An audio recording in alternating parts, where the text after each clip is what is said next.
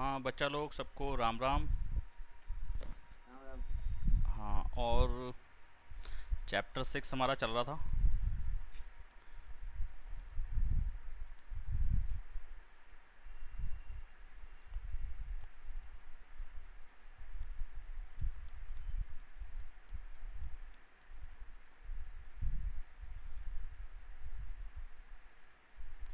6.2 कितने क्वेश्चन कर रहे थे? शायद से दो। हाँ,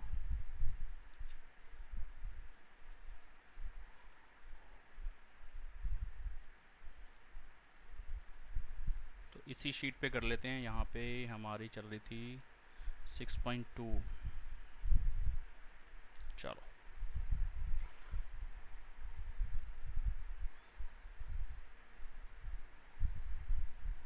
क्वेश्चन नंबर 3।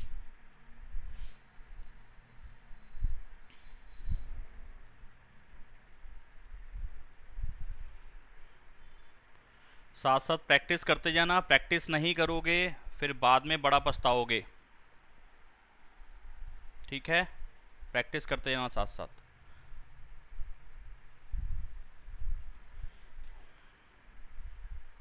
ये पीडीएफ भेजी कि नहीं भेजी अभी तक मैंने?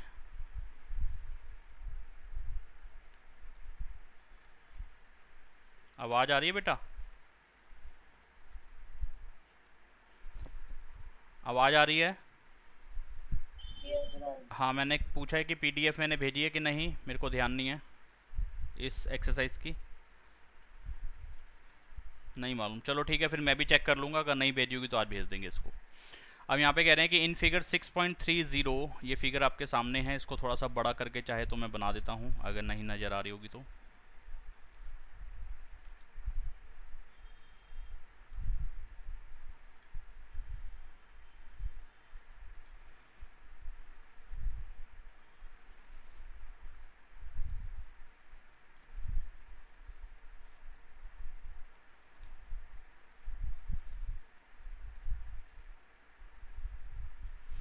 यहाँ पे इन्होंने कहा कि इस फिगर के अंदर ए बी पैरेलल है सी डी के। A B is parallel to C D. चलिए, ये दोनों पैरेलल लाइंस हैं, आपस में कभी इंटरसेक्ट नहीं करेंगी और सारी प्रॉपर्टीज यहाँ पे पैरेलल लाइंस की लग जाएंगी। यानी कि कोई भी कॉरस्पॉन्डिंग एंगल का पेयर होगा वो इक्वल होगा, कोई भी ऑल्टरनेट एंगल होंगे वो इक्वल होंगे, चाहे वो इंटीरियर हो चाहे वो एक्सटीरियर हो। ठीक है। E F perpendicular C D. E F line जो है सी डी के ऊपर परपेंडिकुलर है, आपने मार्क कर रखा है ये वाला, तो इसका मतलब वो परपेंडिकुलर के लिए होता है। तो यानी कि ये एंगल कितना है? 90 डिग्री। जी ई डी। जी ई डी एंगल कितना है? 120। जी ई डी ये एंगल, यानी कि ये वाला, ये एंगल कितना है? 126 डिग्री का पूरा। ठीक है, चाहे इसको मैं दूसरे कलर से कर देता हूँ।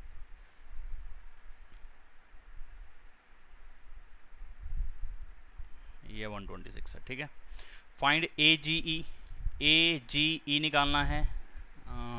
ए जी ई ये रहा, ये वाला एंगल निकालना है ए जी ई। और क्या निकालना है? जी ई एफ। जी ई एफ ये वाला एंगल निकालना है इतना। और एफ जी ई। एफ जी ई ये वाला एंगल निकालना है। ठीक है, ये तीन एंगल निकालने हैं, दो ऑरेंज कलर के और एक स्काई ब्लू। ठीक है, लाइट ब्लू या स्काई ब्लू जैसा मर्जी आप बोल लो इसको।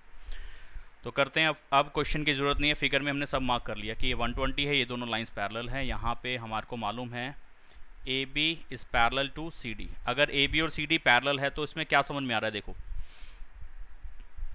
अच्छा ये देखो, सबसे पहले तो ये पूरा पार्ट अपने को कितना दिया हुआ है? 126। जी ई डी एंगल कितना दिया हुआ? 126। इसमें से हाफ एंगल, यानी कि हाफ एंगल नहीं बोलना सही रहेगा, कुछ एंगल, इस पूरे एंगल का कुछ पार्ट हमें दे रखा 90। यानी कि ये वाला जो पार्ट है पर्पल वाला, ये वाला पार्ट हमें 90 का दिया हुआ है। ठीक है, तो पर्पल वाला पार्ट और ये ऑरेंज वाला पार्ट, ये दोनों मिलके कौन सा पार्ट बनेगा? ये पिंक वाला पार्ट बनेगा, पिंक एंगल बनेगा। यानी कि मैं ऐसे लिख सकता हूं कि एंगल जी ई डी आपने दिया है 126 डिग्री। ठीक है, जी ई डी में दो एंगल आ रहे हैं, इस पर नंबर डाल देता हूँ। इतने एंगल को एंगल 1 बोल रहा हूँ और इतने एंगल को एंगल 2 बोल रहा हूँ। ठीक है, तो जी ई डी दो एंगल को प्लस करके आ रहा है, एंगल 1 को और एंगल 2 को। इतनी बात समझ में आती है कि नहीं? बोलो इतनी बात समझ में आती है कि नहीं, कि 1 और 2 मैं लिख सकता हूँ ऐसे कि इतने एंगल को मैंने एंगल 2 लिखा है और इतने एंगल को एंगल 1 लिखा है, फिगर के अंदर दिखा दिया ये, तो अब अलग से मेंशन करने की या लिखने की जरूरत नहीं कि एंगल 1 कितना है और एंगल 2 कितना है, वो हमें नजर आ रहा है कि एंगल 1 इतने को मार्क किया है और एंगल 2 इतने को मार्क किया है। ठीक है, तो 1 कितना है ये तो मुझे निकालना है, मुझे मालूम ही नहीं है। 2 की वैल्यू क्वेश्चन में से ही पता चल रही है, यानी कि डायग्राम में से या फिगर में से पता चल रही है 90 डिग्री है, और ये किसके इक्वल है 126 के। तो एंगल 1 की वैल्यू कितनी आ जाएगी, 126 में से 90 माइनस कर दो तो कितना आता है जी, 9 और 1 10, 36 ना। तो ये वाला जो एंगल है ये कितना बन गया, 36 बन गया, इतना वाला ये जो है एंगल 1, नंबर मैंने डाल रखा है। क्लियर है, बताओ इतने में कोई डाउट तो बताओ, नहीं तो आगे बढ़े। नो सर क्लियर है। ठीक है, ये तो आसान था। आगे बढ़ते हैं, एंगल 1 मुझे निकालना भी था एक तरीके से, जो ये ऑरेंज वाला पार्ट था ये मुझे निकालना था और एक ये ब्लू वाला पार्ट ये मुझे निकालना है, तो एक एंगल ये निकालना था जो मैंने निकाल दिया एंगल 1। ठीक है, यानी कि इसको पढ़ूंगा क्या, GEF, एक तरीके से ये GEF एंगल ये मुझे निकालना था, ये आ गया 36 डिग्री का। ठीक है, चलिए अब निकालना है मुझे A और निकालना है ये, इस पर भी नंबर डाल देते हैं। 1 2 तक हो चुका है, इसको 3 नंबर डाल दिया और इसको 4 नंबर डाल दिया। ठीक है, अब आप क्या कर सकते हो, यहाँ पे जरा ध्यान दो, ये AG लाइन, ये AG है, ध्यान दो ऊपर फिगर के अंदर देखते रहो, यहाँ देखते रहो, मैं करता जा रहा हूँ। यहाँ पे लिखा है A, यहाँ लिखा है G, एक लाइन ऐसे जा रही है, ये ट्रांसवर्सल हो गया, यहाँ पे आके ये E पॉइंट बन रहा है और यहाँ से इधर जा रही है लाइन, वो D तक जा रही है। ठीक है, तो ये कैसा बन रहा है, ये Z बन रहा है ना, और Z की जो एंड लाइन्स हैं, यानी कि ये वाली जिसको मैं डार्क कर रहा हूँ AG और ED, ये उन्हीं पैरेलल लाइन्स का पार्ट है, यानी कि AB का पार्ट है AG और CD का पार्ट है ED। ठीक है, तो उन्हीं पैरेलल लाइंस के ऊपर आ रही है, ये AG लाइन पहले वाली पैरेलल लाइन के ऊपर आ रही है और ED लाइन दूसरी वाली पैरेलल लाइन के ऊपर आ रही है, यानी कि Z की एंड लाइंस पैरेलल लाइंस बन रही हैं। तो ये वाले एंगल कौन से होते हैं जी, ये वाला और ये वाला, ऑल्टरनेट इंटीरियर एंगल्स, है ना, ऑल्टरनेट इंटीरियर एंगल्स। और यहाँ पे एक तरीके से फिगर के अंदर देखा जाए तो यहाँ पे 3 नंबर लिखा हुआ है जो मुझे निकालना था, और यहाँ पे क्या लिखा हुआ है, ये है GED। तो GED तो आपने दे ही रखा है, ये पिंक वाला एंगल था। अगर मैं इसको वापस से पिंक वाला ही मार्क कर दूं और ये लिख दूं तो समझ में आ रहा होगा आपको, ऊपर वाले डायग्राम से ये वाला पार्ट मैंने निकाल के दिखाया है आपको कि ये Z जैसा बन रहा है, और Z की जो अगर एंड लाइंस पैरेलल हो तो कॉर्नर वाले एंगल्स होते हैं ऑल्टरनेट एंगल्स, और ये इक्वल होंगे अगर लाइंस पैरेलल है। तो सिंपल सी बात है, यहाँ पे हम लिख सकते हैं कि जो नंबर 3 का एंगल है वो किसके इक्वल होगा, एंगल GED के इक्वल होगा। क्यों, ऑल्टरनेट इंटीरियर एंगल्स हैं ये, और कौन सी लाइंस पैरेलल हैं चाहे तो आप वो भी लिख दें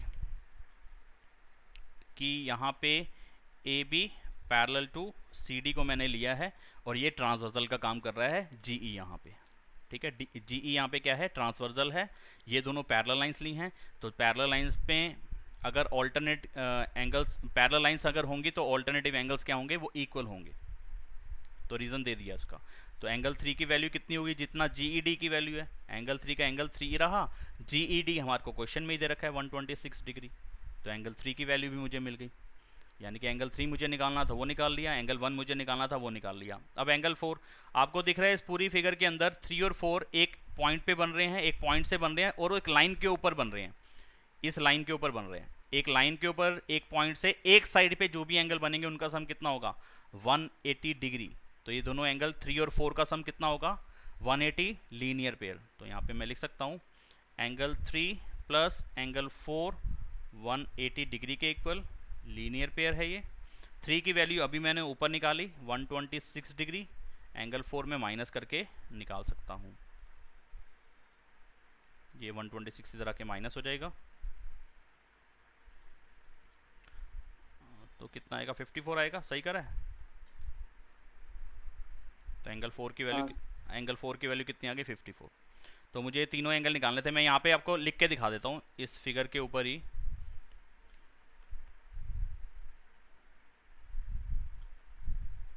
कि ये जो एंगल था AGE ये नंबर 3 का एंगल था, GEF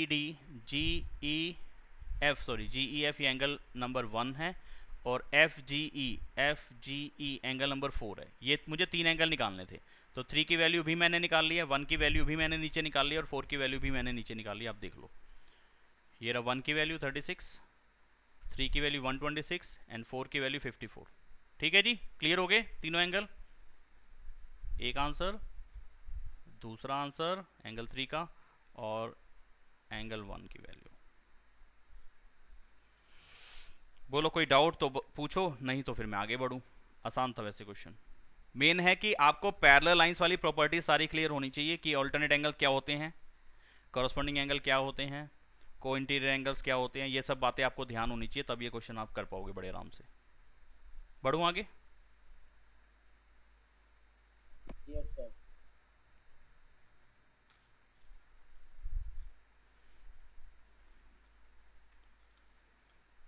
प्रश्न संख्या 4।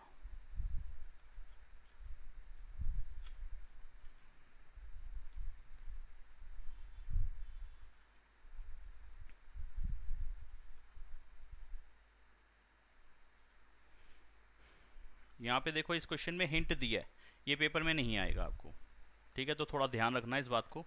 ये फिगर पहले बना लेते हैं यहाँ पे।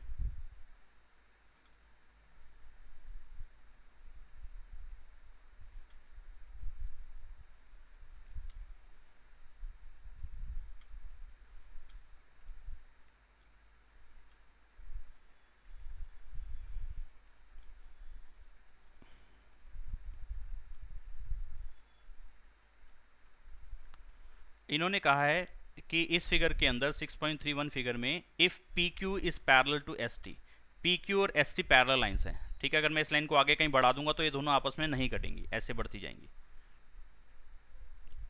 ठीक है? और इसके बाद इन्होंने कहा कि एंगल पी क्यू आर जो 110 का है वो हमें फिगर के अंदर दिख रहा है, आर एस टी जो 130 का है वो भी मुझे फिगर के अंदर दिख रहा है। Find Q R S, Q R S, ये एंगल मुझे निकालना है, ये पर्पल वाला, ये एंगल मुझे निकालना है, कितना होगा ये, ठीक है? तो इन्होंने जो हिंट दिया इसी पे भी काम कर सकते हैं हम, कि इन्होंने क्या बोला कि क्या कर लेना, draw a line parallel to S T through point R. तो यही पॉइंट हम कहाँ डाल देंगे, ये कंस्ट्रक्शन में डाल देंगे, जो हिंट है ना ये क्वेश्चन के सॉल्यूशन के टाइम पे कंस्ट्रक्शन में डाल देंगे हम। ये हमने कंस्ट्रक्शन करी है, ठीक है? तो यानी कि क्या कर रहे हैं हम, आर से एक लाइन डाल रहे हैं जो कि पैरेलल रहेगी या तो पी क्यू के, इन्होंने एस टी लिखा था ना, एस टी हटा के तुम पी क्यू भी लिख सकते हो, कोई फर्क नहीं पड़ेगा इस पर, तुम्हारी मर्जी है, ठीक है? तो मैंने यहाँ पे इन्होंने जो हिंट दिया है वहां पे हम सॉल्यूशन के टाइम पे हम क्या करेंगे, यहाँ पे इस लाइन को कंस्ट्रक्शन में डाल देंगे। कंस्ट्रक्शन एक लिख के ना, कंस्ट्रक्शन करी हमने खुद ही कि draw a line parallel to S T through point are.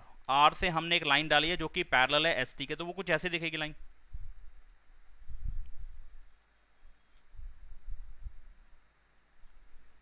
ये हमारी कंस्ट्रक्शन है, ठीक है? और ये आर लाइन जो है इसको मैंने लाइन आर क्या लिखूं, आर एम लिख देता हूँ, आर एम एक लाइन डाल दी मैंने, ठीक है? आर एम एक लाइन डाल दी जो कि एस टी के पैरेलल है। ये मेरी खुद की कंस्ट्रक्शन है, ठीक है? खुद करा हमने काम। अब इससे क्या फायदा मिला जी मुझे, क्या फायदा मिला? फायदा ये मिला कि देखो पी क्यू लाइन और इस आर एम लाइन को देखो। सबसे पहले तो आप ये लिखो कि आपने ये क्वेश्चन में हमें ये बताया, एक सेकेंड, कि एस टी पैरेलल है पी क्यू के, ये आपने हमें बोला, ठीक है? ये क्वेश्चन में आपने बोला है कि ये पी क्यू लाइन और एस टी लाइन पैरेलल है, ठीक है? ये फर्स्ट पॉइंट हो गया, ठीक? फिर मैंने कंस्ट्रक्शन कर दी S T parallel to R M by construction, जो हमने खुद करा है काम, कि हमने एक आर से एक लाइन डाल दी है जो कि एस टी के पैरेलल है। अगर ये लाइन देखो, S T line P Q line के पैरेलल है, S T line P Q line के पैरेलल है, और मैंने एक लाइन डाल दी आर एम, तो अगर एक लाइन दूसरे के पैरेलल है, ये दोनों आपस में नहीं कटेंगी, और एस टी आर एम को भी नहीं काटेगी, तो इसका मतलब ये नहीं होगा कि ये तीनों लाइंस आपस में कभी नहीं कटने वाली, ये तीनों लाइंस पैरेलल हो गई। कॉमन लाइन एक आ रही है ना दोनों पैरेलल लाइंस में, एस टी पी क्यू के पैरेलल और एस टी आर एम के पैरेलल है, दोनों में से एक लाइन कॉमन है, एस टी दोनों के अंदर कॉमन है, तो इसका मतलब ना एस टी पी क्यू को काटेगी ना एस टी आर एम को काटेगी, मतलब कि नहीं काटेगी, ना एस टी पी क्यू को काटेगी ना एस टी आर एम को काटेगी। इसका मतलब ये नहीं हो गया कि पी क्यू और आर एम भी कभी नहीं कटेंगी, ये भी लाइंस पैरेलल है। तो इसका मतलब ये हो गया फ्रॉम वन, और इस पॉइंट को मैं डाल देता हूँ second point, from 1 and 2 ST PQ और आर एम, ये तीनों लाइंस आपस में पैरेलल होगी। हाँ जी हो गई, अब कोई भी किसी को नहीं काटेगी। तो इसके बाद का काम यहाँ कर देते हैं, चलो जितना यहाँ होगा बाकी लाइन डाल के इधर कर देंगे। अच्छा यहाँ देखो, अगर आप पहले एस टी को और आर एम को ले लो, R M parallel to S T, मैं इस पॉइंट को उठा रहा हूँ कि ये वाली लाइन और ये वाली लाइन पैरेलल है, ये ऑरेंज जहाँ पे मार्क करके दिखा रहा हूँ, ठीक है। वापस उस पर बार बार लाइन डालूंगा तो वो फिगर खराब हो जाएगी, फिर आगे समझने में दिक्कत आएगी, तो मैं इसलिए साइड पे करके दिखा रहा हूँ कि ये लाइन और ये लाइन पैरेलल है। इस पे एक ये पिंक वाला एस आर जो है वो क्या है, इस पे ट्रांसवर्सल है। अच्छा ट्रांसवर्सल है तो इस पे एक प्रॉपर्टी नहीं है कोइंटीरियर एंगल्स वाली, कि अगर दो लाइंस पैरेलल हो तो उसमें कोइंटीरियर का सम कितना होता है 180। तो इसको एंगल नंबर 1 डाल देता हूँ और इसको एंगल नंबर 2 डाल देता हूँ। तो एंगल 1 और एंगल 2 की पोजीशन कौन सी है जी, कॉरस्पॉन्डिंग तो नहीं है, ये कौन सी है, कोइंटीरियर है। दो पैरेलल लाइंस एक ट्रांसवर्सल, तो ये वाला एंगल और ये वाला एंगल ये कौन से हैं, कोइंटीरियर एंगल्स हैं, interior angles on the same side of transversal. तो इन दोनों का सम, इसको और इसका इक्वल नहीं होते, इन दोनों का सम 180 आता है अगर लाइंस पैरेलल हो, ठीक है। तो यहां पे मैं लिख सकता हूं कि एंगल 1 और एंगल 2 का सम कितना होगा 180, रीजन कोइंटीरियर एंगल्स, ये क्या है कोइंटीरियर एंगल्स है, और कोइंटीरियर का सम कितना होता है 180। यहां मैंने फिगर बना के समझा रहा हूं रख से भी, उस फिगर पे भी आप देख सकते हो कि ये लाइन आगे बढ़ जाए ऐसे, ये लाइन बढ़ जाए आगे ऐसे, तो पूरी फिगर यही वाली बन जाती है जो आप नीचे मैंने ऑरेंज वाली बनाई है, ठीक है।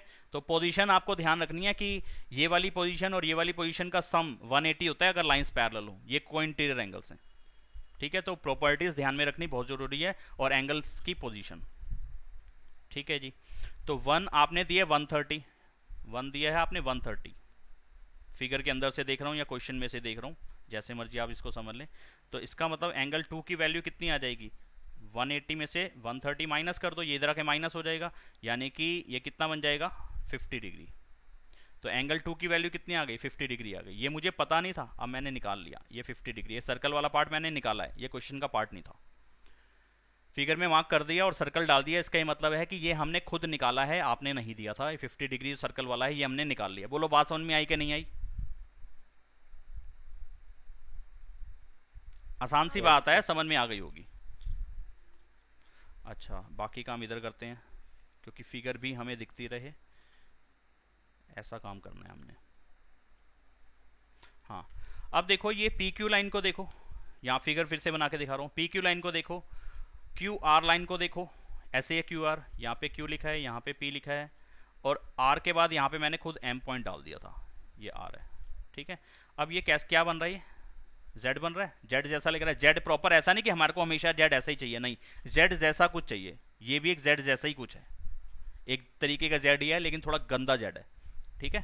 हम जेड ऐसे नहीं बनाते, लेकिन लगभग कुछ जेड जैसे ही तो लग रहा है। हाँ तो जेड का ये एंगल कितना दिया है 110, और ये लाइंस क्या है, पैरेलल लाइंस है। पी क्यू और आर एम पैरेलल लाइंस हैं, ये हमने यहाँ बता दिया कि आर एम और पी क्यू लाइन भी पैरेलल हो गई फ्रॉम 1 and 2, ठीक है। यहाँ क्लियर कर चुके हैं इस बात को। अच्छा जी, पैरेलल लाइंस में जेड वाले, अगर पैरेलल लाइंस जेड की एंड लाइंस हों तो कॉर्नर वाले एंगल्स को हम क्या बोलते हैं, ऑल्टरनेट एंगल्स, और ऑल्टरनेट एंगल्स इक्वल होंगे जब लाइंस पैरेलल होंगी, ठीक है। हम ऐसा भी कर सकते हैं ना कैसा सर, ये आरएम को पीछे एक्सटेंड करके वो वही को इंटीरियर बन के वो कर सकते हैं, फिर लीनियर पेयर बाद में ले सकते हैं, हाँ कोई दिक्कत नहीं है। स्ट्रेट लाइन पे तीनों का सम 180। हाँ मैंने क्या कहा कि क्वेश्चन को करने के बहुत सारे तरीके हैं, जैसा फिगर में हमारा दिमाग चले।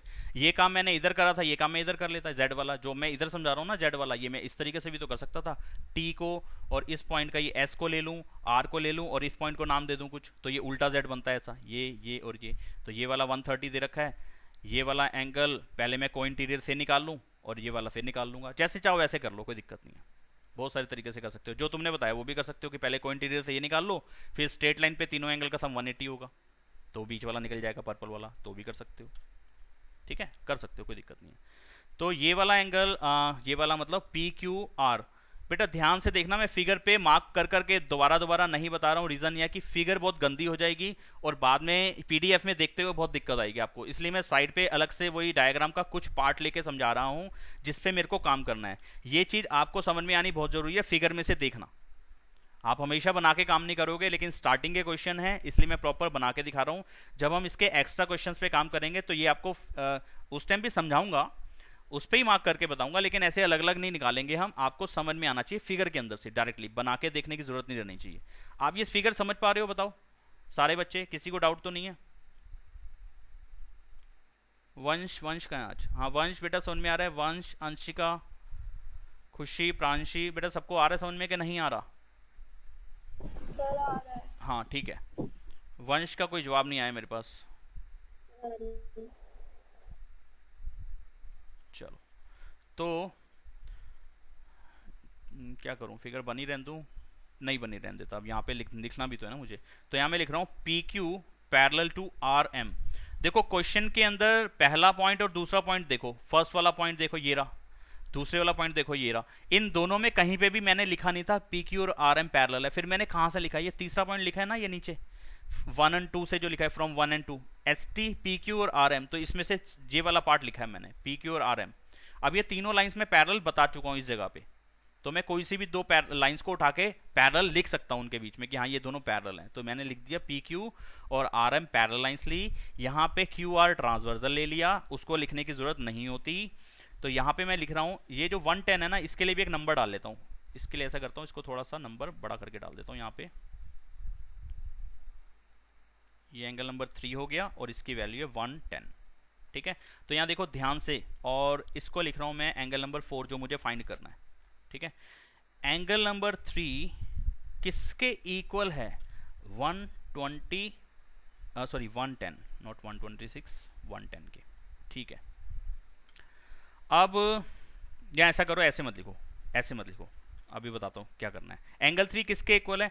एंगल 3 इक्वल है क्यू आर एम के। जरा ध्यान से देखो फिगर के अंदर, क्यू आर एम, फिगर में पढ़ो, देखो एंगल क्या है, क्यू आर एम।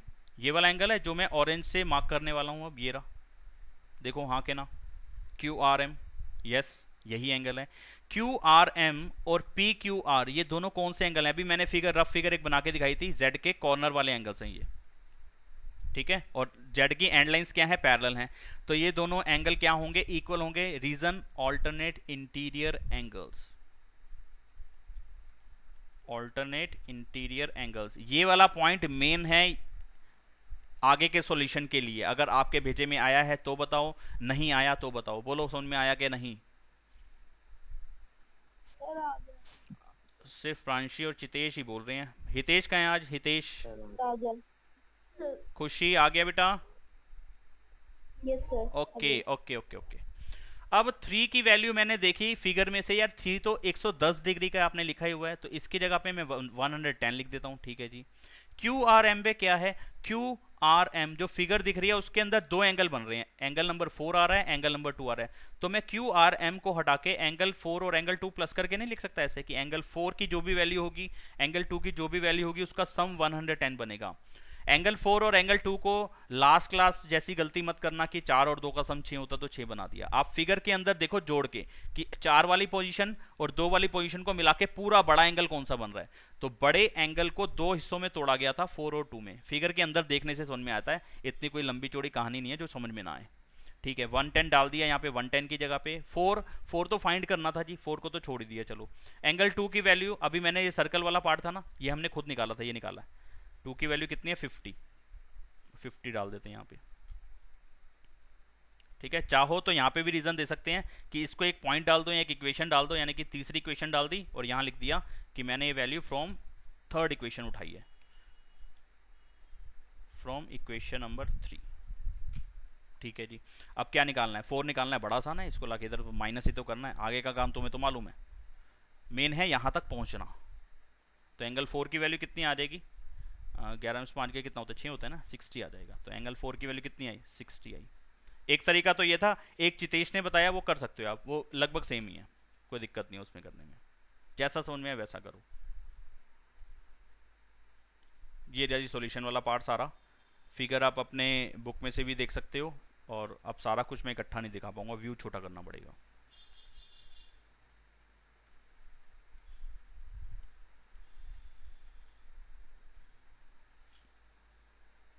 ये लो जी, काफ़ी छोटा हो गया। अब और ऑप्शन नहीं है मेरे पास कुछ डाउट कुछ पूछना चाहते हो तो पूछ सकते हो।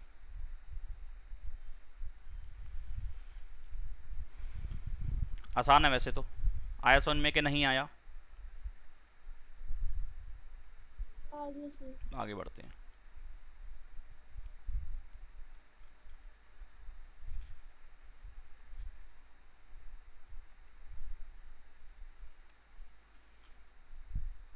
प्रश्न संख्या 5।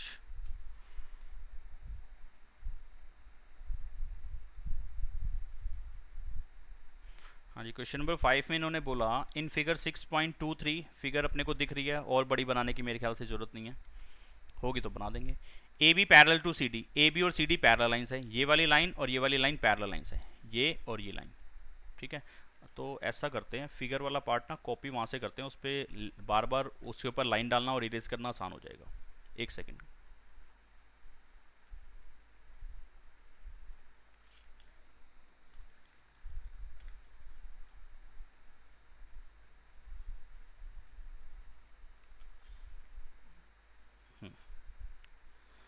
अब इन्होंने क्या कहा कि ए बी और सी डी पैरेलल लाइन्स है, ये लाइन और ये लाइन पैरेलल है, ठीक है जी। फिर इस पे एक एंगल है 50 ए पी क्यू मार्क कर रखा है आपने, 50 डिग्री है, ठीक है जी, समझ में आ रहा है। एंड पी आर डी 127 है, ये रहा पी आर डी 127 है, ये भी आपने मार्क कर रखा है। हमें कुछ ज़्यादा क्वेश्चन में पढ़ने की जरूरत नहीं थी, सिर्फ ये लाइन पैरेलल वाला पॉइंट हमें पढ़ना था। बाकी आपने कहा जी एक्स और वाई फाइंड करो, ठीक है। बस अब क्वेश्चन पार्ट को हटा रहा हूँ, बस इस फिगर पे काम कर लेते हैं। ये और ये लाइंस पैरेलल लाइंस है, ये आपस में इंटरसेक्ट नहीं कर रही, तो पैरेलल वाली सारी प्रॉपर्टीज यहाँ पे काम करेंगी, ठीक है। मुझे क्या निकालना है, ये एक्स और वाई दोनों निकालने हैं। देखना जरा, एक्स के लिए तो बहुत आसानी से समझ में आ रहा है, अगर आप ध्यान दो इधर, ये लाइन और ये लाइन, इस पे ज़्यादा अच्छा मैं बता पाऊंगा। जेड बन रहा है? हाँ बन रहा है। इसकी जो ये एंड लाइंस हैं, यानी कि ये वाली और ये वाली, क्या पैरेलल लाइंस हैं? हाँ जी, पैरेलल लाइंस का ही पार्ट है ये, हाँ जी बिल्कुल ठीक बात है।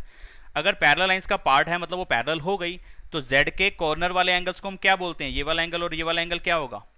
Alternate angles. और ऑल्टरनेट एंगल्स क्या होंगे यहाँ पे? इक्वल होंगे, क्योंकि लाइंस पैरेलल हैं। तो बड़ा आसान हो गया, तो एक्स की वैल्यू निकालना तो बहुत आसान हो गया कि एक्स 50 डिग्री के इक्वल है। तो बस यहाँ पे क्या करना है, मैं नंबर डालने हैं।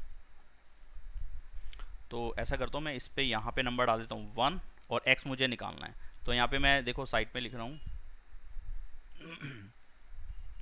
एंगल 1 और एंगल x, ये दोनों इक्वल होंगे। Reason, alternate interior angles. बस हो गया काम। एंगल 1 की वैल्यू फिगर में से देख ली 50, और x मुझे निकालना था, x को x ही लिखा रहने दिया, तो x की वैल्यू कितनी मिल गई मुझे? 50 डिग्री। एक आंसर आ गया, x की वैल्यू आ गई 50 डिग्री, ठीक है जी। अब मुझे निकालना है y भी ऐसे दो तरीके से निकाल सकते हैं, जैसे पिछले क्वेश्चन में चितेश ने बोला था ना, उस तरीके से आप कर सकते हो।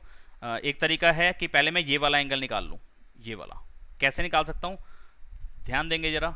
एक ये ऑरेंज वाली लाइन जिसको मैंने पर्पल कर दिया इस टाइम, ये वाली लाइन, और नीचे वाली पर्पल वाली, देखो फिगर में देखते रहना, ये ट्रांसवर्सल है, ठीक है। तो ये एंगल और ये एंगल जो 127 है और नंबर 2 का जो एंगल है, इन दोनों का सम कितना होगा?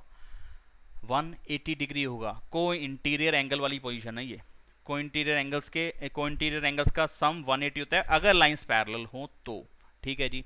ये 127 हो गया, तो एंगल 2 की वैल्यू में 180 में से माइनस करके 127 को निकाल लूंगा। कितना आ जाएगा? 63 नहीं 53,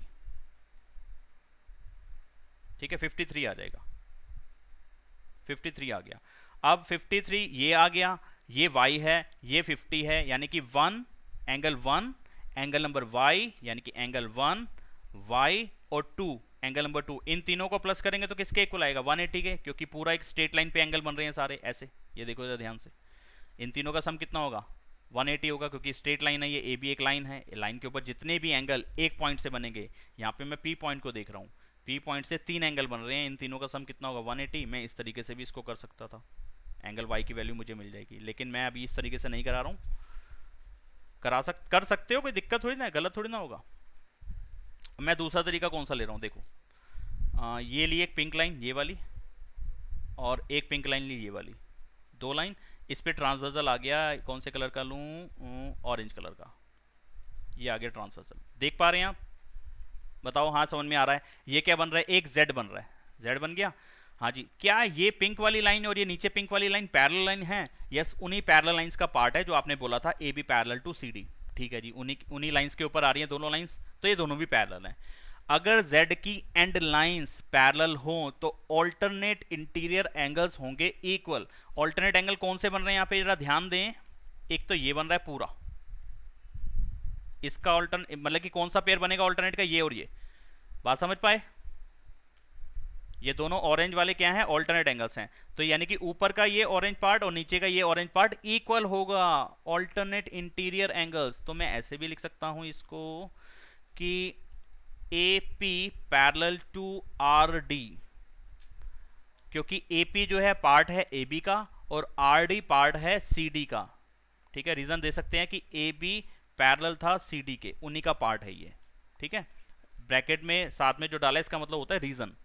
ठीक है, तो इसका मतलब एंगल ए पी आर किसके इक्वल होगा, एंगल पी, यार इसमें से एंगल 1 कौन सी पोजीशन का था, मैंने वो हटा दिया, ये था एंगल 1। ठीक है, जो पहले सॉल्यूशन लिखा है ना एंगल 1, तो वो लिखा रहना चाहिए ना यहाँ पे, 1 वरना मिस्टेक गड़बड़ हो जाएगी आपको समझते हुए। ए पी आर किसके इक्वल होगा, पी आर डी के। Reason, alternate interior angles. ठीक है जी। ए पी आर जब मैंने फिगर में देखा, ए पी आर फिगर के अंदर देखा, तो वो अकेला एंगल नहीं है, वो अपने आप में दो एंगल लेके बैठा हुआ है। ये दो कौन कौन से, एंगल नंबर 1 और वाई। ए पी आर बनता है एंगल नंबर 1 और वाई का सम। ठीक है, समझ पा रहे हो, ये बात समझ पा रहे हो, ये बात समझ पा रहे हो तो ही आगे के टॉपिक भी होंगे और अगला चैप्टर होगा ही तभी, 7 चैप्टर कॉन्ग्रुएंट ट्रायंगल्स।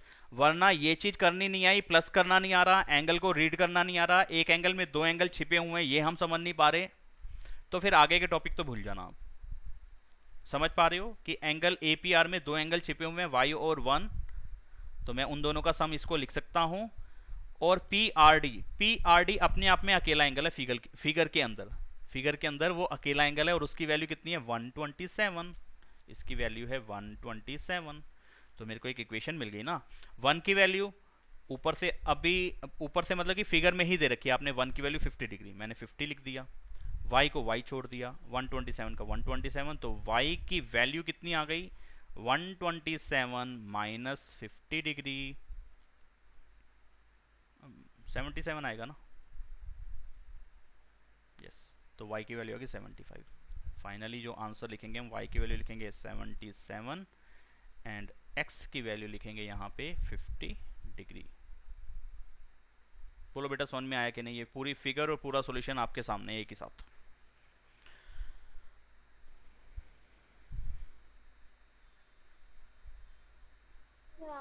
आगे बढ़ते हैं।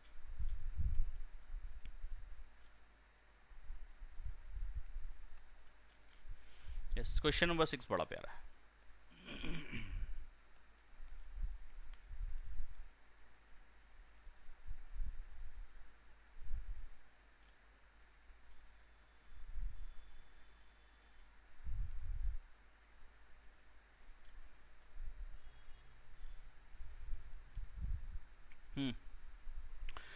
इसमें बोला है इस फिगर के अंदर, इन फिगर 6.33, इस फिगर के अंदर PQ and RS are two mirrors placed parallel to each other. दो मिरर हैं, एक PQ मिरर है, एक RS मिरर है, दो की एक दूसरे के पैरेलल रखे गए हैं, आमने सामने रखे गए हैं। ठीक है, आपको फिगर में नजर आ रहा है कि एक मिरर सामने है, एक उसके एक ऊपर है और एक उसके सामने ठीक दिख रहा है हमें। ठीक है, दो मिरर हैं। ठीक है जी। An incident ray AB strikes the mirror PQ, एक AB रे आई, ठीक है, जो कि मिरर को B पॉइंट पे स्ट्राइक कर रही है। ठीक है, हाँ, PQ मिरर को AB रे B पॉइंट पे स्ट्राइक कर रही है, लिखा हुआ है। An incident ray AB strikes the mirror PQ at B पे स्ट्राइक कर रही है। The reflected ray moves along the path BC, और यहां से टकराने के बाद, मिरर से टकराने के बाद क्या होगा, रे आगे तो नहीं चली जाएगी, ठीक है ना, वो क्या होगा, जो रे स्ट्राइक कर रही है वो वहां पे रिफ्लेक्ट हो जाएगी, वापस कहीं कहीं मुड़ जाएगी। कहाँ मुड़ी, वो BC पाथ पे मुड़ गई, जो BC लाइन दिख रहा है मेरे को रास्ता, इस पे मुड़ गई, वो ऐसे चली गई। रे आई, यहाँ टकराई और इसके बाद यहाँ चली गई। ठीक है, फिर सामने वाले मिरर को, RS मिरर को वो C पे स्ट्राइक करी, फिर से यहाँ से टकराई, रिफ्लेक्ट होके यहाँ आई, फिर दूसरे वाले मिरर को टकराई और रिफ्लेक्ट होके इस तरफ चली गई। ये फिगर में नजर आ रहा है, तो वही सब बातें उन्होंने वहाँ पे लिखी हुई हैं। The reflected ray moves along the path BC, वो मैंने बता दिया, and strike the mirror RS at C, RS mirror को वो C पे स्ट्राइक करी, and again reflects back along CD, और वो फिर CD वाले रास्ते पे चली गई। ठीक है जी। Prove that AB parallel to CD, इस टाइम पे मुझे बताना है कि ये AB और ये वाली CD, ये दोनों लाइंस पैरेलल होंगी। बड़ा प्यारा क्वेश्चन दिया है। अब इस पे हमें लॉ ऑफ रिफ्लेक्शन थोड़ा सा ध्यान में रखना पड़ेगा। लॉ ऑफ रिफ्लेक्शन क्या था, थोड़ा सा मैं यहाँ बता देता हूँ आपको।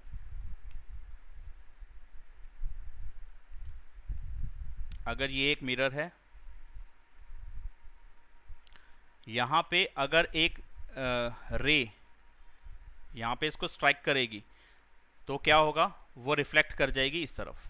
ठीक है जी, कर गई, ये तो आपने बता ही दिया ऊपर। इससे क्या होगा, यहाँ पे एक नॉर्मल आएगा, यानी कि नॉर्मल क्या होता है, एक परपेंडिकुलर होता है इस मिरर के ऊपर। ये क्या है, इस पे नॉर्मल है।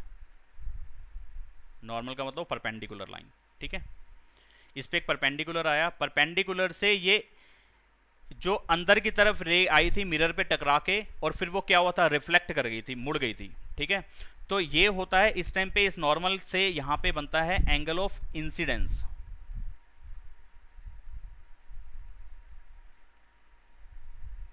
ठीक है, और जहां से टकराने के बाद वो रिफ्लेक्ट करके इधर जाती है, तो ये होता है एंगल ऑफ रिफ्लेक्शन।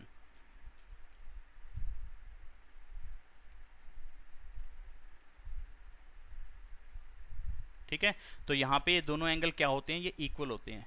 ये वाला एंगल और कौन सा कलर लूं, पर्पल ले लेता हूं। ये दोनों एंगल क्या होते हैं, इक्वल होते हैं। एंगल ऑफ इंसिडेंस इक्वल होता है एंगल ऑफ रिफ्लेक्शन के। ठीक है, ये हमें प्रॉपर्टी का यहाँ पे यूज करना होगा।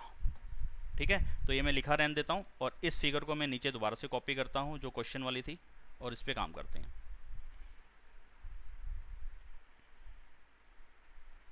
अब कुछ वैल्यू तो यहाँ दे नहीं रखी है, जो आपको कोई परेशानी हो या कोई दिक्कत हो इसके अंदर।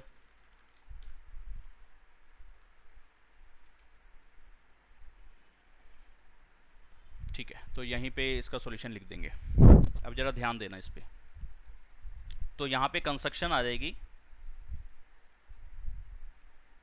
एक सेकेंड जी, तो इसमें कंस्ट्रक्शन आ जाएगी, draw normals to PQ and RS, कि हमने दो नॉर्मल ड्रॉ कर लिए, PQ मिरर पे भी और RS मिरर पे भी। या इसी कंस्ट्रक्शन को आप ऐसे भी लिख सकते थे कि मैं यहाँ पे पहले लाइन डाल देता हूँ।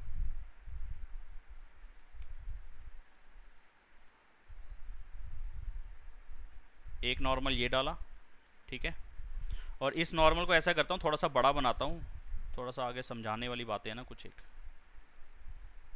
ये नॉर्मल मैंने ऐसे डाला कि वो सामने वाले मिरर को भी इंटरसेक्ट करती हुई जा रही है लाइन। ठीक है, तो ये इस पे परपेंडिकुलर डाला है। ठीक है, ऐसे ही इस पे एक नॉर्मल डाला, वो सामने वाले मिरर को भी इंटरसेक्ट करता हुआ जा रहा है, तो यानी कि इस पे परपेंडिकुलर डाला। ठीक है, तो यहाँ पे इसको मैं ऐसे लिख सकता था, ड्रॉ,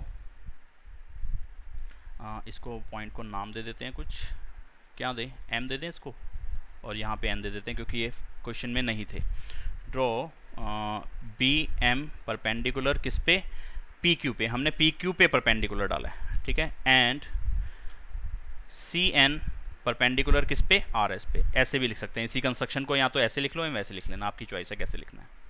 ठीक है, तो ये कंस्ट्रक्शन वाला पॉइंट हो गया, ये हमने खुद करा है। ठीक है, इससे क्या हो गया, यहाँ पे परपेंडिकुलर वाला पहले तो पार्ट हटा रहा हूँ थोड़ा सा समझाने के लिए।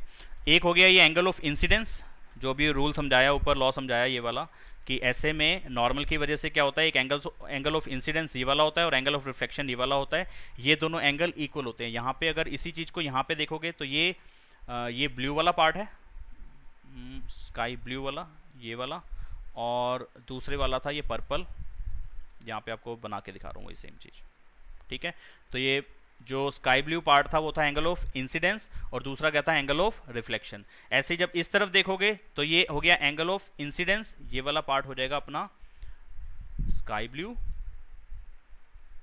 एंगल ऑफ इंसिडेंस, और ये वाला पार्ट हो जाएगा पर्पल वाला। ठीक है, एंगल ऑफ रिफ्लेक्शन। लेकिन आप ऐसे मत समझ लेना कि सारे स्काई ब्लू इक्वल है और सारे पर्पल इक्वल हैं। अभी कहीं हमने प्रूव किया नहीं है इस बात को, ना उन्होंने कोई ऐसी बात बोली हुई है उससे कि डायरेक्टली मैं लिख दूं इस बात को। समझ लो जरा क्या कह रहा हूं मैं। यहाँ पे इस पे नंबर डालता हूँ, ये एंगल नंबर 1, ये एंगल नंबर 2, ये एंगल नंबर 3, ये एंगल नंबर 4। तो इसको प्रूव करना है ना, हाँ, A B parallel to C D. तो यहाँ पे इसका प्रूफ देख लो क्या होगा। सबसे पहले मैं लिख दूंगा कि एंगल 1 एंगल 2 के इक्वल होगा, एंगल नंबर 3 एंगल नंबर 4 के इक्वल होगा। रीजन वही आ जाएगा, एंगल ऑफ इंसिडेंस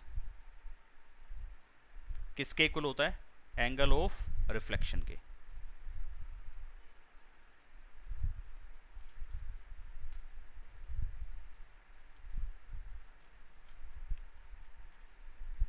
ठीक है, एंगल ऑफ इंसिडेंस किसके इक्वल होता है, एंगल ऑफ रिफ्लेक्शन के।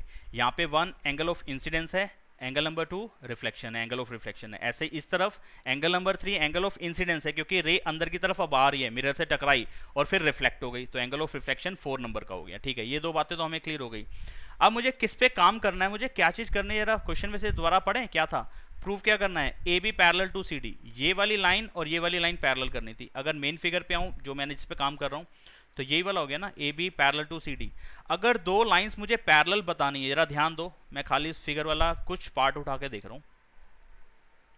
मुझे ये लाइन और ये लाइन पैरेलल करनी है, तो ये इसके अंदर ट्रांसवर्सल हो गया, जो फिगर के अंदर से बीसी पॉइंट आ रहा है, बी और सी, बीसी लाइन आ रही है, ये ट्रांसवर्सल हो गया।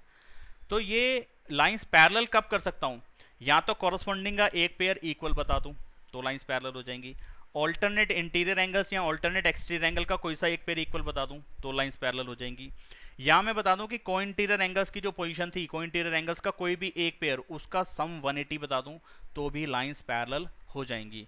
वर्टिकली अपोजिट हमेशा इक्वल रहते हैं, तो उसको इक्वल मैं अलग से बताने की वजह से लाइन पैरेलल नहीं कर सकता। लीनियर पेयर में हमेशा दो एंगल का सम वहाँ पे 180 रहता है, वो यहाँ पे भी रहेगा, पैरेलल हो चाहे ना हो। तो पैरेलल बताने के लिए या तो ऑल्टरनेट एंगल्स का कोई एक पेयर इक्वल बता दो, कॉरस्पॉन्डिंग का कोई एक पेयर इक्वल बता दो, या को इंटीरियर कोई सा भी एक पेयर सम 180 बता दो, सप्लीमेंट्री बता दो। तो यहाँ पे क्या बताना आसान रहेगा, क्या बताना आसान रहेगा, जरा देखो, ये z वाला एंगल ये ऐसे, हाँ वही बता रहा हूँ, 1 और 2, यहाँ पे देखो ये 3 और 4। अगर मैं कहीं ये बता पाया कि ये पूरा रेड वाला एंगल, ये पूरा रेड वाला एंगल, ये इन दोनों का सम, और ये पर्पल एंगल, अगर मैं ये इक्वल बता पाया, यानी कि 1 और 2 का सम इक्वल बता पाया 3 और 4 के सम के, यानी कि 1 और 2 को प्लस करके बन रहा है रेड एंगल, 3 और 4 को प्लस करके पर्पल एंगल बन रहा है। अगर मैं रेड एंगल और पर्पल एंगल इक्वल बता पाया तो ये है ऑल्टरनेट इंटीरियर एंगल्स। अगर ऑल्टरनेट इंटीरियर एंगल्स इक्वल हैं, z के कॉर्नर वाले एंगल्स इक्वल हैं, इसका मतलब वो z की एंड लाइंस पैरेलल हो जाएंगी। तो वही चीज आ जाएगी कि A B parallel to C D हो जाएगा। तो अब मुझे काम करना है इस रेड वाले एंगल को और इस पर्पल वाले एंगल को इक्वल बताने का। वो फिगर के अंदर से भी आप समझ लो कि 1 और 2 का सम अगर 3 और 4 के इक्वल आ जाए तो ये काम मेरा हो गया। ठीक है, तो इस फिगर को मैं इरेज कर रहा हूँ, जो नीचे मैंने ऐसे बनाई थी अभी।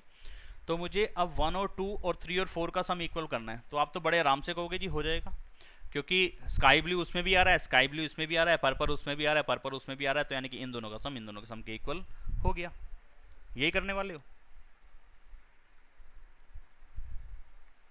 नो सर, नहीं, ये नहीं कर सकते, क्योंकि वो एक रे इंसिडेंस रे आ रही थी, एक रे आई और वो टकरा के चली गई, तो उस टाइम पे एंगल ऑफ इंसिडेंस 1 और 2 नंबर के बने और एंगल ऑफ रिफ्लेक्शन 2 नंबर का बना। लेकिन वही रे कहीं दूसरे मिरर पे टकरा के दूसरी तरफ रिफ्लेक्ट हो गई, तो वहां पे एंगल नंबर 3 बना और 4 बना, जो कि एंगल नंबर 3 था, angle of incidence, angle of reflection. तो इंसिडेंस एक ही साइड का रिफ्लेक्शन के इक्वल होगा, दूसरी तरफ का कोई लेना देना अभी डायरेक्टली नहीं है उसका। ठीक है, तो सिर्फ 1 और 2 और 3 और 4 आपस में इक्वल हैं।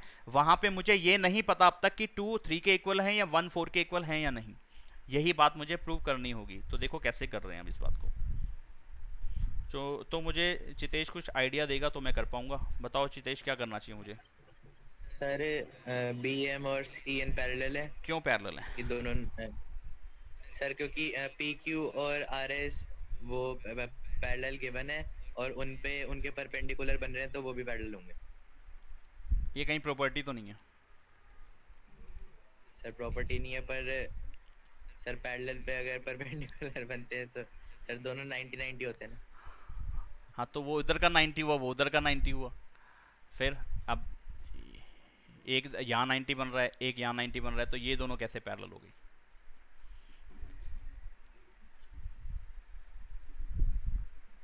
ना तो यहाँ पे कॉरस्पॉन्डिंग एंगल की कोई प्रॉपर्टी लग पा रही है, ना अल्टरनेट की कोई प्रॉपर्टी लग पा रही है, ना को इंटीरियर का सम 180 बन पा रहा है, ये कोई पोजीशन है ही नहीं उन चारों में से, तो फिर पैरेलल क्यों हुई? पैरेलल है, सही बात बोली तुमने, पैरेलल है, लेकिन प्रूव करके बताना पड़ेगा इसको। कोई बता रहा है मुझे कि ये पैरेलल क्यों हुई? सर वो एंगल 2 और एंगल 3 इक्वल ही होगा अल्टरनेटिवली। लाइंस पैरेलल दे रखी हैं, यही तो पूछ रहा हूँ मैं कि बी एम और सी एन पैरेलल कहाँ दे रखा है, मुझे बता दो। करा तो कैसे करा, ये भी बता दो।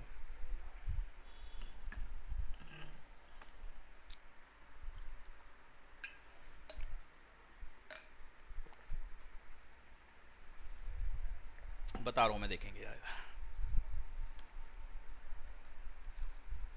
तो उस चीज़ को बताने के लिए ये फिगर फिर से काम करेंगे इस पे।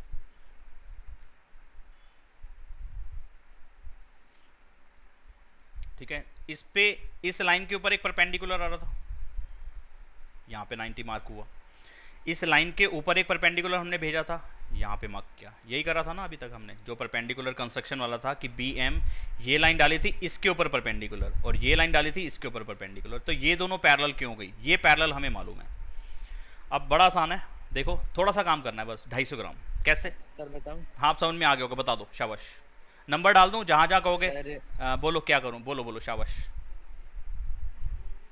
सर नंबर डाल देता हूँ, यही नंबर डाल तो देता हूँ, 1 2 3 4, शाबाश बोलो। सर रेक्टेंगल बन गया ना, तो तो उसकी जो अपोजिट साइड्स होती हैं पैरेलल होती हैं। अभी अभी कहाँ बना रेक्टेंगल, ये लो। सर अगर एक एंगल भी 90 डिग्री प्रूव हो जाए तो रेक्टेंगल होता है। नहीं, मैं बनाता हूँ, ये लो। सर और मतलब एक 90 डिग्री और अपोजिट एक pair of opposite sides parallel, sir वो तो प्रूव्ड है। एक पैरेलल लाइंस का पेयर, कहीं प्रॉपर्टी वैसे ये भी नहीं है पैरेलल। चैप्टर जब तुमने चैप्टर नंबर 8 पढ़ा होगा, पढ़ा दिया है तो उसकी बात कर रहा हूँ, पढ़ने के बाद ही वो चीज़ें क्लियर होंगी, अगर पढ़ा दिया तो भी वहाँ कोई डायरेक्टली एक प्रॉपर्टी नहीं है कि अगर अपोजिट साइड का एक पेयर पैरेलल है और एक एंगल 90 है तो भी वो रेक्टेंगल होगा, ये कहीं प्रॉपर्टी नहीं है। एक अपोजिट साइड का एक पेयर इक्वल और पैरेलल है। अगर इसमें कहूँ तो इसमें जो परपेंडिकुलर है वो जब ट्रांसवर्सल है। हाँ हाँ हाँ तो सर मार्क करना आपने, वो मार्किंग हटा दी, मैं एंगल का ना नंबर यहाँ पे चलो 2 डाल दिया, 4 डाल दिया। हाँ यस सर। सर तो एंगल 3 4 के इक्वल होगा तो 4 भी 90 डिग्री होगा। 4 के इक्वल क्यों होगा? सर वो को इंटीरियर 3 और 4 का सम 180 होगा। हाँ यहाँ सही पकड़ा है तुमने बात को, 3 और 4 इक्वल नहीं बोलेंगे, हम बोलेंगे 3 और 4 का सम 180 होगा। हाँ आपने सही एक सेकंड। हाँ बेटा सही बता दिया तुमने, हो गया काम। देखो अब यहाँ सारे बच्चे समझ लेंगे जरा।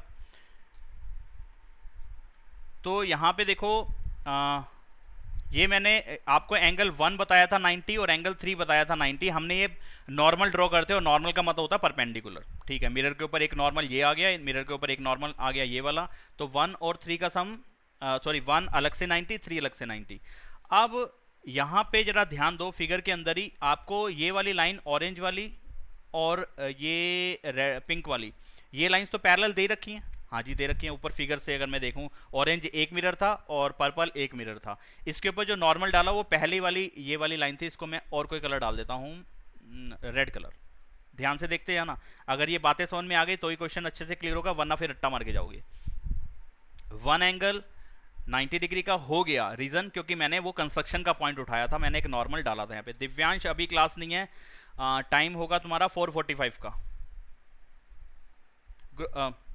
मैसेज डाल देता है यार ग्रुप में। तो एंगल 1 तो 90 का देखो इस फिगर का एंगल 1 है, वो उस वाली फिगर का नहीं है, ऊपर वाली का। एक सेकेंड, कैसे कंफ्यूज मत होना। एंगल 1 इस फिगर का नहीं पढ़ रहा हूं मैं, इस वाली फिगर का एंगल 1 पढ़ रहा हूं, ठीक है। हाँ, तो इस वाली फिगर पे काम कर रहा हूं मैं। तो यहाँ इस पे नंबर ही कोई और डाल देता हूँ, कन्फ्यूजन तुम्हारी खत्म। 1 2 3 4 के अलावा नंबर डाल देता हूँ। ये पूरा 5, ये 6, ये 7 और ये 8। ये नॉर्मल वाला एंगल 5 और दूसरा नॉर्मल हमने डाला था एंगल 7, ठीक है। तो यहाँ पे लिख रहा हूँ एंगल 5 तो 90 था, ठीक है। ये कंस्ट्रक्शन से हुआ था, बाय कंस्ट्रक्शन, ठीक है। यही 5 अभी मैं ऊपर फिगर पे भी डाल के बता दूंगा आपको। अगर 590 था तो 6 की वैल्यू कितनी आएगी भाई, मुझे मालूम है 5 और 6 तो कोइंटीरियर है। 5 और 6 का सम 180 होना चाहिए, क्यों? Co-interior angles. अगर 5 की वैल्यू 90 है तो इसका मतलब एंगल 6 की वैल्यू भी कितनी आ जाएगी? 90 आ जाएगी, ठीक है जी, 90 आ गई। अब देखो जरा 6 की वैल्यू आ गई 90, ध्यान देना जरा। 6 की वैल्यू मैंने प्रूव करी अभी 90, 5 की वैल्यू कंस्ट्रक्शन से 90 थी, 7 की वैल्यू भी कंस्ट्रक्शन से 90 थी, नॉर्मल था। एक मिरर पे एक नॉर्मल जो होता है वो 90 डिग्री का एंगल होता है, ठीक है। तो ये 90 था, ये दोनों तो कंस्ट्रक्शन थे था। एक मैंने कंस्ट्रक्शन एक मैंने प्रूव कर दिया, कैलकुलेशन कर दी कि वो 6 भी वैल्यू कितनी है, 90। अब अगर 6 और 7 की पोजीशन देखना जरा, 6 और 7 की ध्यान से। ऐसे दो लाइंस हैं, ये 6 है, ये 7 है। 6 और 7 कौन से एंगल बन रहे हैं? कोइंटीरियर ना। दो लाइंस हैं, ये वाली एक लाइन, ये वाली दूसरी लाइन। इसको ऐसे घुमा लो, क्लॉकवाइज या एंटी क्लॉकवाइज। तो मैं इसको सिलेक्ट करके घुमाने की कोशिश करता हूँ, घूमते हैं कि नहीं घूमते। घूमियो यार, घूमने का ऑप्शन तो आना चाहिए।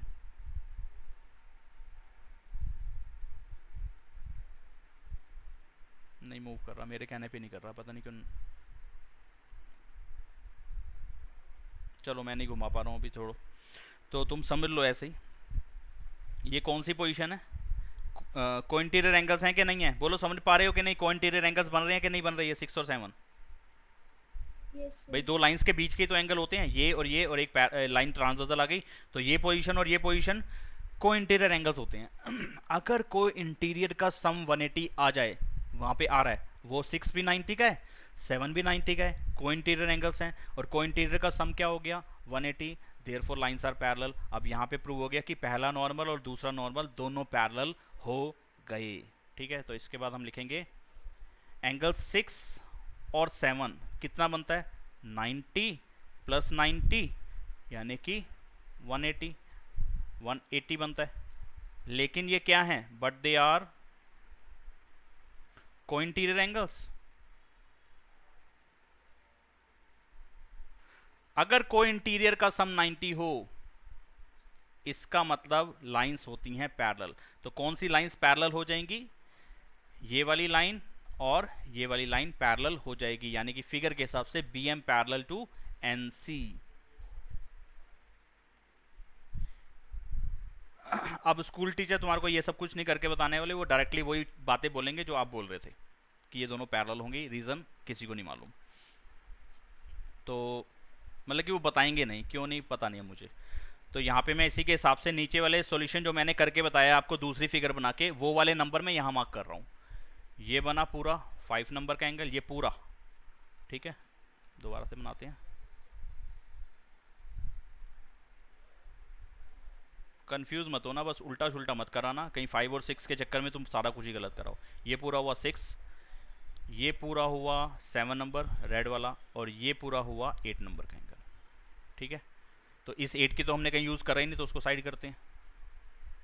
5 का यूज़ कर रहा है तो मैंने वो फिगर में मार्क कर दिया है, उसको नीचे अलग से डब्बा बना के एक स्क्वायर सा बना के मैंने समझा दिया है। रीजनिंग ये है सारी, ठीक है। तो BM पैरेलल टू NC के लिए भी इतना कुछ हमें करना चाहिए था, स्टेप्स लेने चाहिए थे ये वाले, ठीक है। अब ये पैरेलल हो गया ना, अब बाकी का सारा काम आप जानते हो। अभी हितेश ने भी बोला कि क्या 2 और 3 नंबर का एंगल इक्वल नहीं हो जाएगा ऑल्टरनेटिव एंगल्स? हाँ, ऑल्टरनेटिव एंगल्स इक्वल होते हैं, पहली शर्त लाइंस पैरेलल होनी चाहिए। लाइंस पैरेलल नहीं है तो मैं नहीं बता सकता, उसको दिखने से नहीं काम बनेगा। अब आपका काम बन गया। अब 2 और 3 कौन सी पोजीशन है? ऑल्टरनेट की। वापस 2 और 3 पे काम कर रहे हैं, मैं फिर से उसी फिगर को बना रहा हूँ यहाँ पे एग्जैक्टली। हाँ यस, यही था। ये 2 है, ये 3 है, फिर यहाँ पे 4 नंबर बन रहा है, और यहाँ पे सॉरी ऐसे नहीं थी ये रे, तो अंदर की तरफ आ रही थी, यहाँ पे 1 नंबर का एंगल था। देखो अब यहाँ पे मैं कहूँगा कहाँ पे था बी, एक सेकेंड मुझे देखना पड़ेगा, B M C N, B M M C और ये एन, ठीक है। अब यहाँ पे देखो बी एम और एन सी पैरेलल बता चुके हो, हाँ जी बता चुके हैं। अगर बी एम और एन सी लाइन पैरेलल है तो इस टाइम पे देखना ये ब्लू वाला एंगल और ये पर्पल एंगल, ये कौन सी पोजीशन के एंगल हैं जी? ऑल्टरनेट एंगल्स हैं, ऑल्टरनेट इंटीरियर एंगल्स हैं। ऑल्टरनेट इंटीरियर एंगल्स अब मैं इक्वल बता सकता हूं क्योंकि मैंने जो लाइंस थी वो पैरेलल बता दी, जहां पे ऑल्टरनेट बन रहे थे, जिस ट्रांसवर्सल की वजह से बन रहे थे और जिन लाइंस में बन रहे थे ऑल्टरनेट, उसकी वो लाइंस मैंने पैरेलल बता दी हैं। तो इसका मतलब मैं लिख सकता हूं कि एंगल नंबर 2 और एंगल नंबर 3 इक्वल हैं, ठीक है। इतना कर दिया, समझ में आया आपको? नहीं आया? सर आया। आ गया। चलिए अब क्या कर रहा हूं मैं, अब मुझे तो भाई पूरा ये वाला एंगल लेना था, पूरा ये वाला एंगल लेना था। जब तक ये दोनों इक्वल नहीं होंगे तब तक वो वाली लाइंस पैरेलल नहीं होंगी जो हमसे पूछी गई है, यानी कि A B parallel to C D. मुझे तो ये पूछा गया कि ए बी लाइन और सी डी लाइन को पैरेलल बताना है। अब इससे फायदा क्या हुआ, सबसे पहले मैंने बताया था angle of incidence angle of reflection के इक्वल है। तो अगर मुझे एंगल ऑफ इंसिडेंस और एंगल ऑफ रिफ्लेक्शन को प्लस कराना है यहाँ पे, तो क्या करना पड़ेगा, 2 को 2 बार लेना पड़ेगा। यानी कि मैं क्या कर रहा हूँ, इसको 2-3 तरीके से लिखा जा सकता है, पहले मैं इसको ट्वाइस करके बता रहा हूँ। तो यानी कि क्या करा, एक इक्वेशन मिली है मुझे कि एंगल नंबर 2 एंगल नंबर 3 के इक्वल है। अगर दोनों साइड को मैं 2 से मल्टीप्लाई करा दूँ तो कुछ फर्क पड़ेगा नहीं ना, मैथ्स का कोई रूल भंग नहीं करा हमने, खराब नहीं करा कि दोनों साइड पे एक ही जैसा काम करा। अगर मैंने इसको 2 से मल्टीप्लाई कराया तो मैं इस वाली साइड को भी 2 से मल्टीप्लाई कर रहा हूँ, यानी कि बैलेंस करके चल रहा हूँ उसको। हाँ जी, तो बोथ साइड्स मल्टीप्लाई बाय 2, ठीक है। तो क्या हो जाएगा, ट्वाइस ऑफ एंगल 2 किसके इक्वल आ जाएगा, ट्वाइस ऑफ एंगल 3 के। इसके बाद मैं ये काम कर सकता हूँ, इसमें कोई समस्या नहीं है कि ये 2 कहाँ से आ गया सर। आप ये देखो कि मैंने इस साइड पे क्या करा है, 2 से मल्टीप्लाई, तो क्या मैंने उस साइड पे भी 2 से मल्टीप्लाई करा है? हाँ जी करा है। तो ये रूल के मैथ्स के रूल के हिसाब से बिल्कुल सही है, मैथ्स के हिसाब से बिल्कुल सही है। हाँ जी कर दिया। अब ट्वाइस ऑफ 2 का मतलब क्या हो गया, एंगल 2 2 बार जुड़ रहा होगा। ट्वाइस ऑफ 3 का मतलब क्या है, एंगल 3 भी 2 बार जुड़ रहा होगा, ठीक है। ये काम मैं ऊपर भी करके बता सकता था, ये मैंने ऊपर की जगह पे नीचे कर लिया, उससे कोई फर्क नहीं पड़ेगा। एंगल 2 कितनी बार आ गया, 2 बार आ गया। एक बार एंगल 2 को मैं एंगल 1 लिख सकता हूँ, हाँ जी लिख सकते हैं, क्यों, ऊपर बता चुका हूँ। ये देखो एंगल 1 एंगल 2 के इक्वल है, तो 1 की जगह पे चाहो तो 2 लिख सकते हो, 2 की जगह पे चाहो तो 1 लिख सकते हो। ऐसे ही एंगल 3 की जगह पे 4 लिख सकते हो, क्योंकि एक एंगल ऑफ इंसिडेंस था, दूसरा एंगल ऑफ रिफ्लेक्शन था, ठीक है। तो 3 की जगह 4 लिख सकते हो, 4 की जगह 3 लिख सकते हो, 2 की जगह 1 लिख सकते हो, 1 की जगह 2 लिख सकते हो। तो एक बार 2 को हटा के मैं 1 लिख रहा हूँ, 2 को हटा के मैं 1 लिख रहा हूँ, और एक बार 4 को हटा के मैं 3 लिख रहा हूँ, या 3 को हटा के 4 लिख रहा हूँ। तो 2 को हटाया 1 लिख दिया, दूसरे 2 को नहीं छेड़ा। 3 को हटाया 3, एक को 3 को तो 3 छोड़ दिया, दूसरे वाले 3 को हटाया 4 लिख दिया।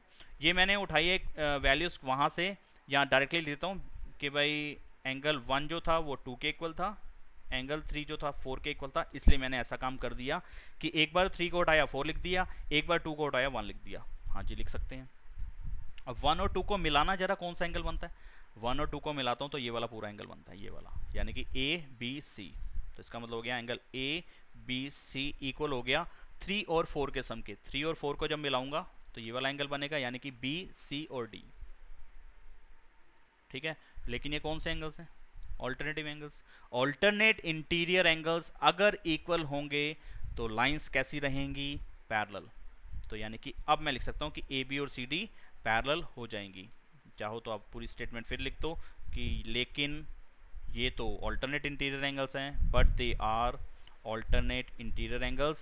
If alternate interior angles are equal then lines are parallel, यानी कि it implies कि lines are parallel AB parallel to CD। ये था जी सॉल्यूशन, ये था इसका प्रूफ, ठीक है। और स्कूल में कराएंगे आपको, कहाँ से शुरू कराएंगे, ये 2 लाइंस होंगी आपकी, उसके बाद डायरेक्टली ये होगा और उसके बाद ये होगा जो मैंने कराया। आया समझ में। इस पॉइंट को थोड़ा सा ये चीज़ें आपको थोड़ी सी नई लगी होंगी कि ये क्या कर दिया हमने। तो अब इस टाइप का काम भी हमें करना होगा मैथ्स के अंदर कि जहाँ पे ज़रूरत पड़ेगी, मुझे एक चीज़ को 2 बार चाहिए तो मैं उसको 2 से मल्टीप्लाई करा दूंगा। एक चीज़ मुझे अगर 3 बार चाहिए होगी तो मैं उसको 3 से मल्टीप्लाई करा दूंगा, और उसमें से 2 को सेपरेट कर सकता हूँ, 1 को सेपरेट कर सकता हूँ। जैसा मेरे को कंडीशन समझ में आएगी वैसा हम करते जाएंगे काम, है ना। एग्जांपल्स भी करवा दो ज्योमेट्री के। हाँ अभी कराएंगे। हाँ बोलो। सर वो स्कूल में वो वाला पार्ट क्यों नहीं करवाते? वो अब उनकी मर्जी है कि भाई वो डायरेक्टली प्रॉपर्टी डालना चाह रहे हैं, कोई हवा में तीर छोड़ना चाह रहे हैं कि ऐसे कोई प्रॉपर्टी उन्होंने डाली नहीं एनसीईआरटी में और वो उसका यूज़ कर रहे हैं। बाकी अपनी श्रद्धा है, जैसा वो चाहते हैं वैसा कर सकते हैं। हाँ जी, क्लियर हुई बात? Yes sir. ठीक है, तो बस आज के लिए इतना ही कर रहे हैं। नेक्स्ट क्लास में मैं पहले एक्सरसाइज कंप्लीट कराऊंगा चितेश। पहले तो सारी एक्सरसाइज कंप्लीट कर लेंगे, सारी प्रॉपर्टीज पे काम कर लेंगे, देन एग्जांपल्स और एक्स्ट्रा क्वेश्चंस। ठीक है, अब नेक्स्ट क्लास में हमने ट्राइंगल पे काम करना है कि एक ट्राइंगल के तीनों एंगल का सम 180 होता है। एक्सटीरियर एंगल में क्या होता है, exterior angle is equal to the sum of interior opposite angles. ये सारी प्रॉपर्टीज प्रूव भी कर देंगे, या पहले इनको लेके काम कर लेंगे, और इनके प्रूफ थोड़े आसान भी है तो साथ साथ भी करा दूंगा, कोई दिक्कत नहीं है। यानी कि थ्योरम्स भी बताता जाऊँगा। सर वेडनेसडे को क्लास है ना? हाँ वेडनेसडे को क्या कुछ स्पेशल है? राखी है, वो है रक्षाबंधन, क्या होता है, जन्माष्टमी। जन्माष्टमी। हाँ रक्षाबंधन तो हो चुका है। हाँ नहीं, क्लास ले लेंगे उस दिन स्पेशल, हमने तो कुछ करना है नहीं, क्लास ले लेंगे। बाकी प्रसाद वरसाद तो घर में बनता ही बनता है, वो खाएंगे आराम से शाम को रात को। चलो ठीक है, फिर आज के लिए इतना ही करते हैं, बाकी अगली क्लास में करते हैं। जयराम जी की।